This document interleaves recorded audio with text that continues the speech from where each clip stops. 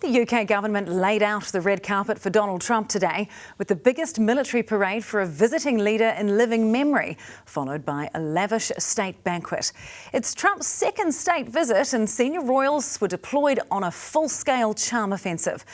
But there was one thing missing, a crowd to cheer them on, with the public kept well away from the gates of Windsor Castle. Adam Hollingworth reports. This is a scene that few would have imagined 250 years ago when seditious talk of independence was in the air.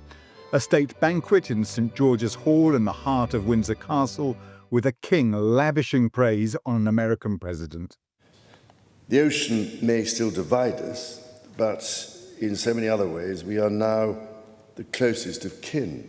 Not only have you set foot on British soil twice in the last 2 months alone, but I understand that British soil makes for rather splendid golf courses. British wartime leader Sir Winston Churchill, whose mother was American, defined the bond as a special relationship. But Trump, whose mother was Scottish, reached for other superlatives. But seen from American eyes, the word special does not begin to do it justice.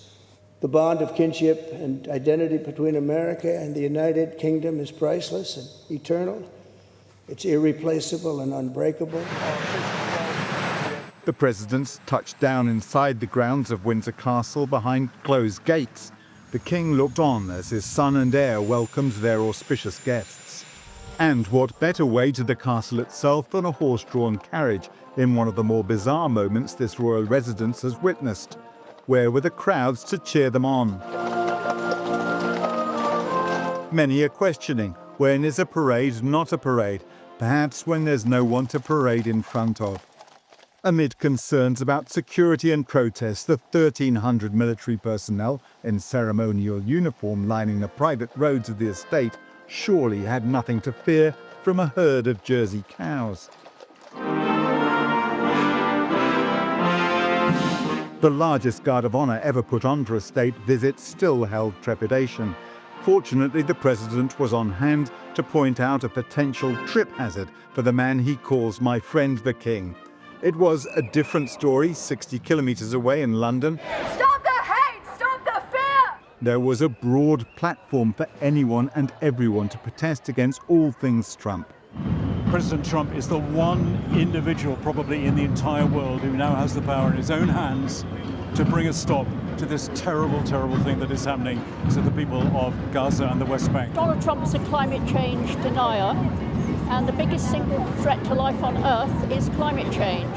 I think it's a reflection of the diversity of people that Donald Trump has upset. I'm not sure he would particularly relish being associated with the word diversity.